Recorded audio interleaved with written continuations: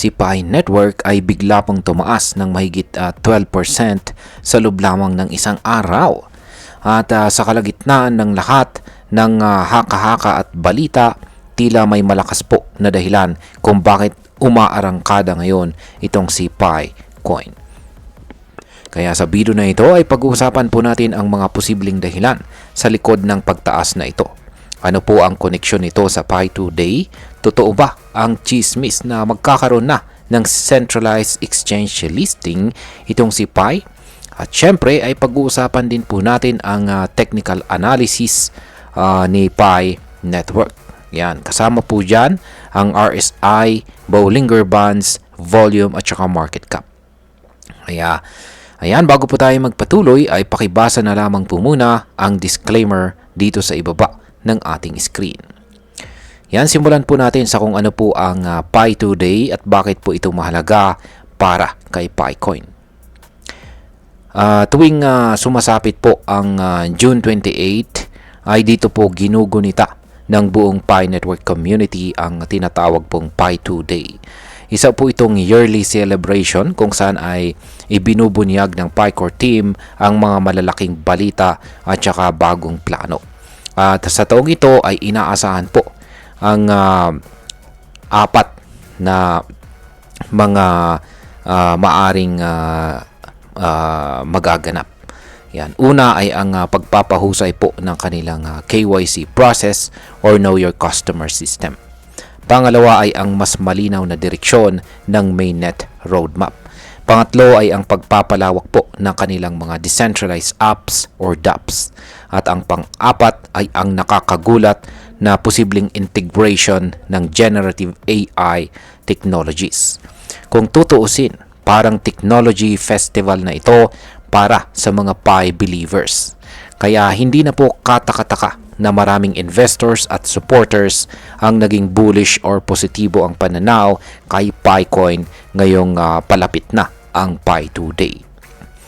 Ngayon ay paano naman po nakakaapekto ang hype sa presyo ni Picoin? Sa loob po ng 24 oras ay umangat si Picoin ng 12.28% at umabot po siya sa presyo na 0.6004. Sa tuktok or high ay nasa presyong 0.6083 na malayo sa kanyang 20 period SMA or simple moving average na nasa 0.5229 lamang. Ibig pong sabihin nito, ang momentum ay nasa kamay ng mga bulls o mga buyers.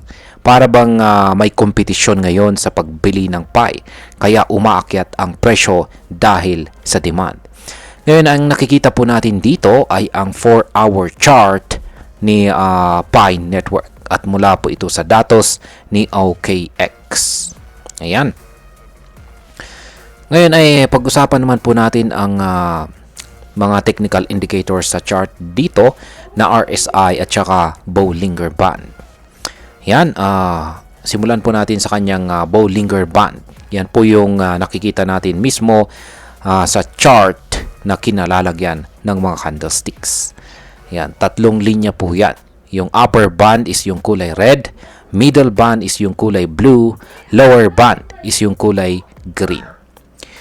Ayan, ang isa po sa mga pinakakapansin-pansin dito sa chart ay ang pag-breakout ni Pi sa kanyang upper Bollinger Band na nasa presyong 0.5868. Kapag ang isang crypto ay lumalagpas po sa kanyang upper band, kadalasang indikasyon ito ng sobrang lakas ng trend. Pero ingat din kasi pwede rin itong magpahiwatig ng overbought condition. At ito na nga nangyari. Ang kanyang RSI naman or Relative Strength Index ay umakyat na sa 80.38. Yung RSI indicator natin dito is yung nandito sa pinakaibabang bahagi ng ating chart dito. Kaya ayan, ang kanyang value is nasa mga 80.38. Ang RSI ay isa po itong sukatan kung gaano po ka-overbought o oversold ang isang asset. Kapag pumalo po ito sa 70 pataas, sinasabing overbought na ito. Kaya kung 80 na, abay talagang mataas po ang buying pressure. Pero tandaan po natin, kahit mataas po ang RSI, hindi ito otomatikong indikasyon na babagsak ang presyo. Sa halip, maaaring mag-consolidate muna si PAI. Ibig pong sabihin ay maglaro-laro ang kanyang presyo sa loob ng maliit na range bago po muling pumalya, pataas or pababa. Ngayon ay saan po papunta ang presyo ni PiCoin sa short term? Kung magpapatuloy ang bullish momentum ay pwede pong subukan ni Pi ang susunod na resistance level sa presyong 0.65 at saka 0.70. Yan, dito sa chart is yan po yung horizontal line na mga kulay blue. Ayan. At yan, kung humina po ang pressure, ang immediate support naman ay nasa presyong 0.586, ang dating kanyang breakout level. Yan po yung support dito sa chart. Yan po yung kulay red. Yan, na horizontal line. Bukod pa dito, ang market capitalization ni Pi ay umakyat na po sa 4.51 billion dollars. At ang kanyang trading volume ay tumaas naman ng 24%. Ibig pong sabihin ay mas maraming tao ngayon ang pumapasok dito kay PiCoin, kung saan ay posibleng dahil sa excitement na paparating na Pi Today at ang pag-asa ng listing sa mga centralized exchanges, particularly sa mga major exchanges. Ngayon ay totoo ba ang usap-usapan na malapit nang malista si PiCoin sa mga major centralized exchanges? Isa po ito sa pinakamalaking dahilan ng hype ngayon. Marami pong mga crypto enthusiasts ang naniniwala na baka sa Pi Today mismo ay i-announce ang official listing ni PiCoin sa mga malalaking crypto exchange platform tulad po ni Binance, KuCoin at saka Coinbase. Kapag nangyari ito, tiyak po na lalawak ang access ni PiCoin sa mas maraming investors, mula po sa retail hanggang institutional. Ito ang posibleng magpabago ng takbo ng laro para kay Pi dahil magiging mas liquid po siya o madaling i-trade.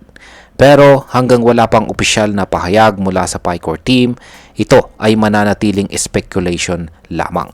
Kaya dapat po tayong maging maingat at hindi agad magpadala sa FOMO or fear of missing out. Ngayon ay pag-usapan na po natin ang posibleng epekto nito para sa atin bilang mga Pinoy crypto traders at investors ni Pi Network. Para sa atin, bilang mga Pinoy na matagal na pong nagmimina ng Pi sa ating mga cellphone, ay malaking balita po ito. Ang pagtaas po ng presyo ni Pi at ang hype ng Pi Today ay nagbibigay ng pag-asa na baka magkakatotoo na ang pangakong mainnet at saka exchange listing. Kung ikaw po ay isa sa mga early believers ni Pi, maaaring ito na ang tamang panahon para bantayan ang presyo at saka balita. Pero wag pong basta-basta magbenta o bumili ng walang malinaw na plano. Ang volatility ay mataas at ang mga presyo ay pwede pong magbago sa isang iglap lamang. Para naman po sa mga bagong investors, mainam po na mag-research muna tayo. Tiyakin po natin na nauunawaan natin ang value proposition ni Pi at ang technology sa likod nito bago po tayo pumasok. Tandaan natin, hindi po porke tumataas ang presyo ay siguradong kikita na po tayo. Bilang panghuli, ang masasabi ko naman sa rally ni PiCoin ngayon ay para sa akin, ang rally ni PiCoin ay isang resulta ng kombinasyon ng hype, technical momentum at speculative hope. Habang may posibilidad na magtuloy-tuloy ito, hindi na rin dapat kalimutan na maraming uncertainties pa rin sa ecosystem ni Pi. Hanggat hindi pa ganap na bukas ang mainnet, yan, at wala pa ring official listing sa mga major centralized exchanges, mananatili pa rin pong in limbo ang tunay na presyo at liquidity ni PiCoin. Pero kung matutuloy ang mga plano sa Pi Today at kung magiging transparent at saka consistent ang PiCore team, maaaring ito na nga ang simula ng isang bagong yugto para kay Pi.